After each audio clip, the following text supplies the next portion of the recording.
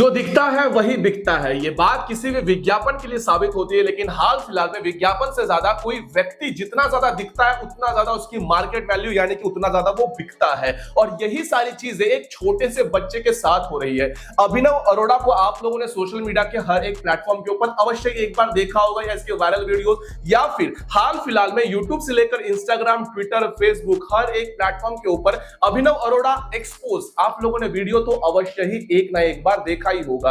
अब जब स्टार्टिंग में ट्विटर के ऊपर कुछ लोग इसे टारगेट कर रहे थे तो मुझे काफी ज्यादा बुरा लग रहा था कि एक छोटा सा तो बच्चा ही है, क्या कर रहा है, किसी को कोई परेशानी कर रहा है, नहीं, अपनी भक्ति कर रहा है या फिर उसका सॉन्ग कर रहा है, कुछ भी कर रहा है, लेकिन किसी को प्रॉब्लम तो नहीं फेस करनी पड़ रही इसकी वजह से। लेकिन जब धीरे धीरे चीजें समझ में आई कि इस बच्चे के साथ उपयोग करके इसके माता पिता इसके साथ क्या करवा रहे हैं, ये समझने के बाद काफी ज्यादा दुख हुआ। तो इस वीडियो के अंदर हम इसी बच्चे के बारे में बात करेंगे, साथ ही साथ रोशनी जायसवाल, जो एक समय में आप लोगों ने देखा होगा कि किस प्रकार से दिन भर हिंदूवादियों को गरियाते हुए नजर आ रही थी, आजकल हाथ जोड़कर गिड़गिड़ाते हुए नजर आ रही है। तो दोनों विषयों को सीखते समझेंगे और समझेंगे कि क्या सही और क्या गलत। नमस्कार साथियों, जय सनातन, स्वागत है आप सबका अपने YouTube चैनल आशुतोष थॉट्स के अंदर, जहां हम बात करते हैं सत्य सनातन की और हमारे हिंदुत्व इतिहास की। चलिए आज का वीडियो आरंभ करते हैं। विद्यालय में पूरा दिन मेरा अच्छा जाता है। विद्यालय में मेरा पूरा दिन उत्तम जाता है। विद्यालय में हर दिन अच्छे से अच्छा जाता है। विद्यालय में मेरा पूरा दिन उत्तम जाता है। एक बच्चा जो होता है वो एक तोते के समान होता है। उस बच्चे के मुख में जो भी शब्द आप लोग डालते हो वो पूरी तरह से उसे कैप्चर कर लेता है और वो रटाई रटाई बातें ही बताता है। इस बच्चे के साथ भी ठीक इसी प्रकार से कुछ चीजें हुई है।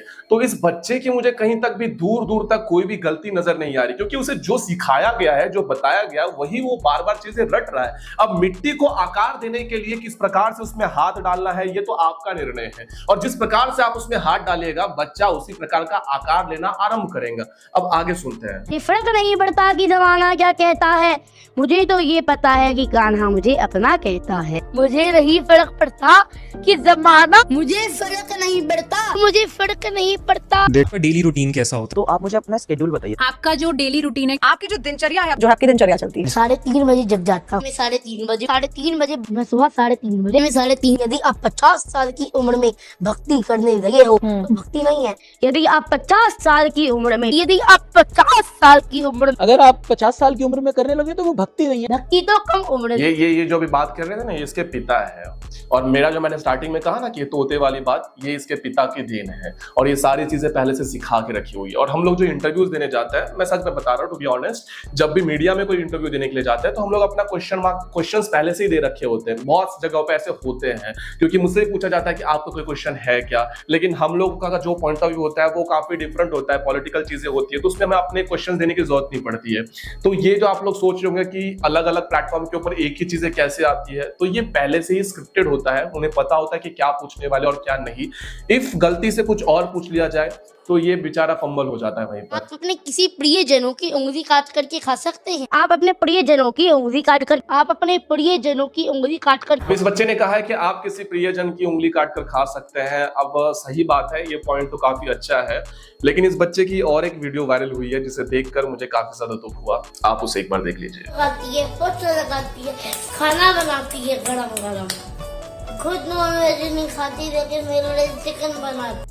देखो अभी बात मेरी सुनो। बच्चे को जाकर कमेंट बॉक्स में कुछ भी कहने की आवश्यकता नहीं। उस बच्चे की उसमें कोई भी गलती नहीं है। उसका सोशल मीडिया हैंडल मैं जानता हूं, उसके पिता चला रहे हैं, उसकी माँ चला रही होंगी, उसके फैमिली मेंबर्स में कोई चला रहा होगा। तो बच्चे को बोलकर कुछ भी नहीं होने वाला। वो स्कूल नहीं गया, तू ऐसा है, तू वैसा है, उससे आपकी मेंटालिटी पता चलती है। टू बी वेरी ऑनेस्ट, बच्चे को सच में रहने दो, अलग तरीके से फोकस करना है तो उसके पिता पर फोकस करो। क्योंकि रामभद्राचार्य जी के साथ मैंने ये वीडियो देखा, सोशल मीडिया के ऊपर ये वीडियो तूफान की तरह वायरल हो गया। उसे इशारे दिए जा रहे हैं कि जिस प्रकार से वहां पर रामभद्राचार्य जी कथा करने वाले हैं, तो वो अचानक से जाकर वहां पर चीख रहा है, चिल्ला रहा है, वो अचानक से पास में जा रहा है, रील की पूरी एक्टिंग कर रहा है, उसे वो सारी चीजों को सिखाया जा रहा है। एक वीडियो वायरल तो ये भी है, इस वीडियो के अंदर सभी लोग कीर्तन कर रहे हैं, कीर्तन भजन कर रहे हैं, ये वहां पर जबरदस्ती घुसने का प्रयास कर रहा है क्योंकि थोड़ा सा फोकस चाहिए। अब उसे उसकी माँ ये चीज सिखा रही है।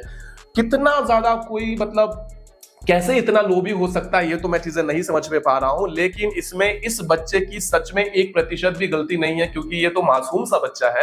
अब सच में अगर इस माँ बाप को अगर कुछ सच में इसके लिए कुछ करना है तो कृपया करके थोड़ा सा उसके शरीर यष्टि पर ध्यान दीजिए। बच्चा पूरी तरह से आपका जो बातें करता है तो उसमें हकम जाता है, मतलब उसकी सांसें फूलने लगती है। ये इस उम्र के लिए सही नहीं है। उसे योग विद्यालय भेजिए, उसे व्यायाम करवाइए, और जहां तक बच्चा कहता है कि मैं शास्त्र पढ़ता हूं तो उसे एक अच्छे गुरुकुल में भर्ती करवाइए। अच्छे गुरुकुल में पढ़ेगा, एक अच्छा आदमी बनकर बाहर निकलेगा। एक मार्केटिंग हेड की तरह आप उसे प्रेजेंट कर रहे हो, आपका प्रोडक्ट नहीं है, आपकी औलाद है, संतान है, उसका भविष्य निर्धारित करने का पूर्ण अधिकार आप लोगों को है, लेकिन उसका भविष्य के साथ खिलवाड़ ये मत करो, क्योंकि इस उम्र में उसके प्रति लोगों के मन में इतना ज्यादा द्वेष आप लोग की वजह से आया हुआ है, तो इसके पूरे जिम्मेदार आप ही हैं। और भगवान ना करे आने वाले समय में जो बच्चा स्वयं बुद्धि का उपयोग करना सीख जाए तब आपको इसी चीज के लिए कोसना आरंभ कर दिया जाए। लेकिन ये देश है, अब ये ट्रेंड में है तो कुछ 1-2 हफ्ते तक लोग याद रखेंगे, कुछ महीनों बाद वापस भूल जाएंगे। तो कृपया करके अपनी औलाद को प्रोडक्ट मत बनाओ, उसे बाजार में मत बेचो,